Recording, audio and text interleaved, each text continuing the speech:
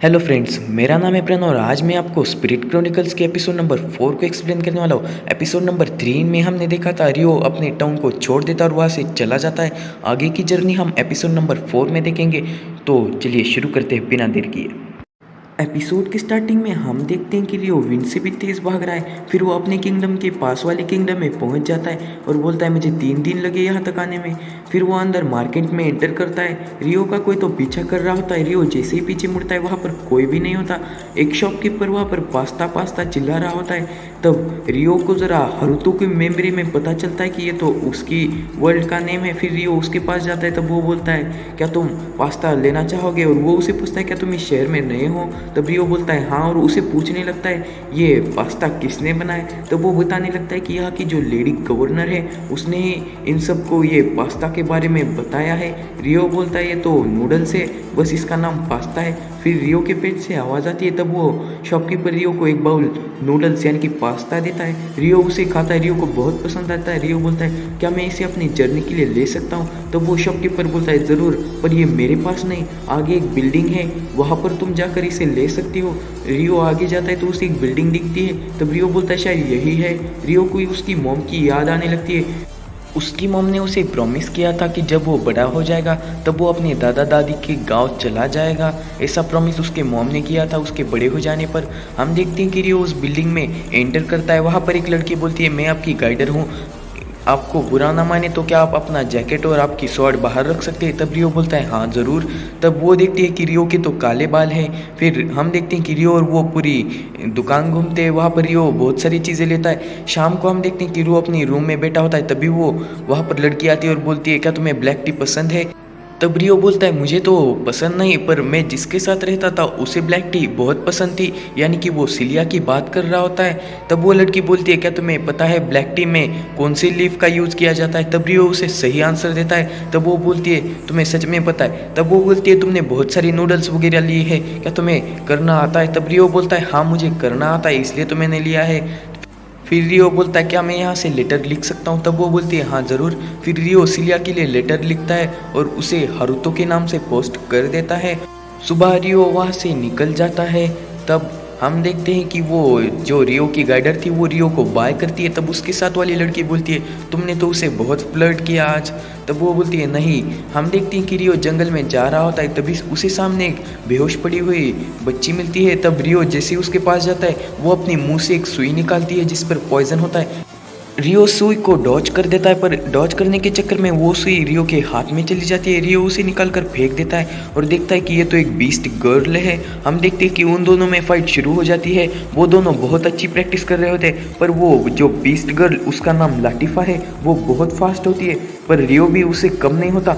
वो बोलती है ये अभी तक बेहोश क्यों नहीं हुआ, उसे तो पॉइजन वाली सुई लगी थी और आखिर ये इंसान होकर इतना फास्ट कैसे है, ऐसा वो बोल रही होती है। तभी रियो उस पर हमला कर देता है, पर वो उसे डॉज कर देती है और वो अपना मैजिक फुल पावर में यूज़ करती है। फिर रियो अपनी स्वॉर्ड रख देता है। फिर लाटिफा उसके पास हमला करने जैसे ही जाती है, फिर रियो उसे पकड़कर WWE वाला एक स्मैक दे देता है और हम देखते हैं कि वो फिर से उस पर हमला करती है, पर रियो उसे फिर से WWE वाला स्मैक देता है और वो वही गिर जाती है। फिर रियो उसके हाथ पर अपने दोनों हाथ रखकर बोलता है चुप बैठो, अगर तुमने हिलने की कोशिश की तो मैं तुम्हें यही के यही मार दूंगा, ऐसा रियो उसे बोल देता है। हम देखते हैं कि वो लड़की जिसका नाम लाटिफा है वो ज़ोर ज़ोर से रोने लग जाती है और बोलती है मम्मी मम्मी मुझे बचाओ। फिर रियो के पास कोई और रास्ता नहीं होता, इसलिए रियो उसे बेहोश कर देता है।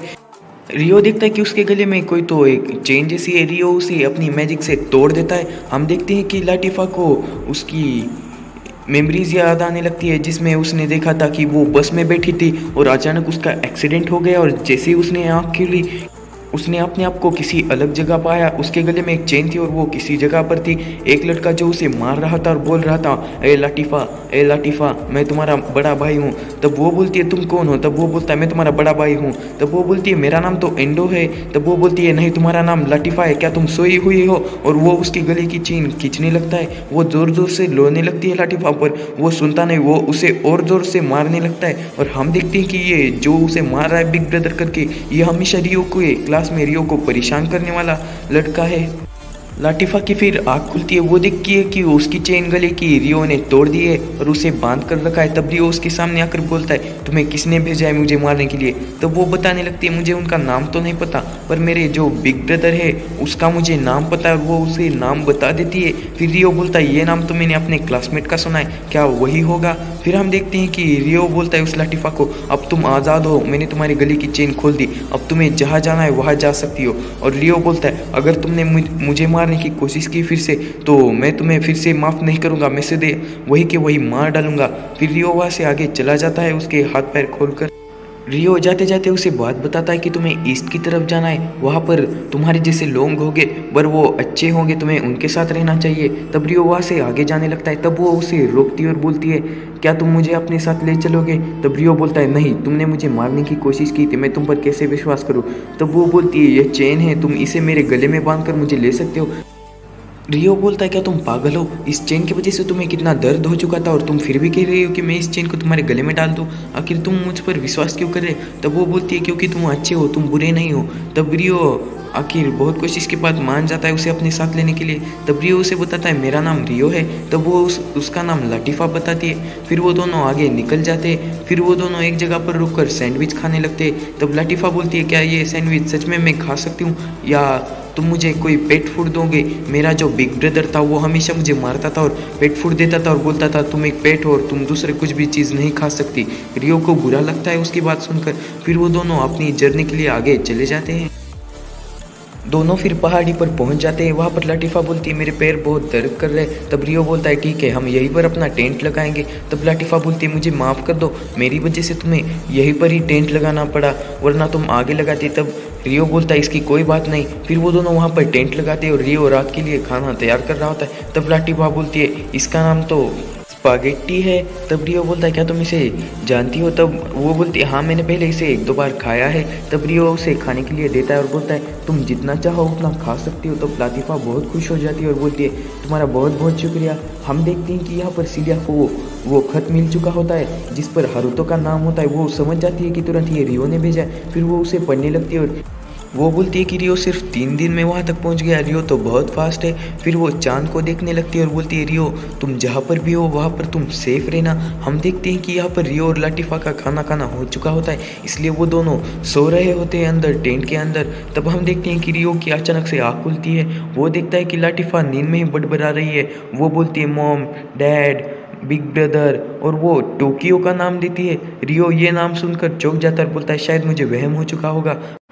पर ये सच में वहम नहीं होता, क्योंकि ये भी टोक्यो से यहाँ पर आ चुकी होती है। और रियो का जिस बस में एक्सीडेंट हो चुका होता है ये उसी बस में बैठी हुई लड़की होती है जो रियो के साथ यहाँ पर आई होती है। तब रियो बोलता है मुझे कुछ मिस्टेक हो चुकी होगी इसके नाम सुनने में। तब हम देखते हैं कि वो बोलती है बिग ब्रदर तुम कहाँ पर हो।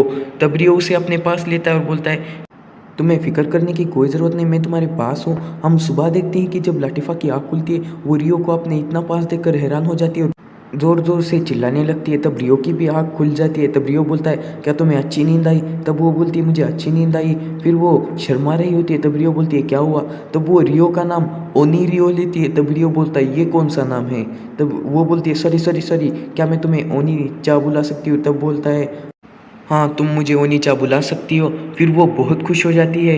हम देखते हैं कि रियो को रात की बात याद आती है कि उसने टोक्यो कहा था, पर रियो बोलता है शायद मुझे सच में कोई मिस्टेक हो चुकी होगी। पर रियो बोलता है ये सच भी हो सकता है ये टोक्यो से आई हो, मैं जैसे आया हूँ ये भी वैसे आई हो। तब रियो बोलता है शायद मुझे इसके बारे में ज़्यादा सोचना नहीं चाहिए। फिर हम देखते हैं कि उनके सामने जितने भी खतरे आते हैं वो उन्हें पार कर कर आगे बढ़ रहे होते हैं, चाहे वो बर्फ़ हो, आग हो। फिर वो एक जंगल में पहुंचते हैं, वहाँ पर बहुत बड़ा पेड़ होता है। तब रियो बोलता है आज की रात हम यहाँ पर बिताएंगे। फिर रियो वहाँ पर एक छोटा सा टेंट बनाता है और वहाँ पर आग जलाता है और बोलता है क्या तुम्हें वहाँ पर बड़ा ट्री दिख रहा है। तब लाटिफा बोलती है मुझे तो नहीं दिख रहा। तब रियो बोलता है इस ट्री में कुछ तो मैजिकल है इसलिए इसे नहीं दिख रहा, मुझे दिख रहा है। तब लाटिफा बोलती है क्या तुम आज रात के लिए ऑमलेट बनाओगे हम दोनों के लिए। तब रियो बोलता है हाँ मैं ज़रूर बनाऊंगा।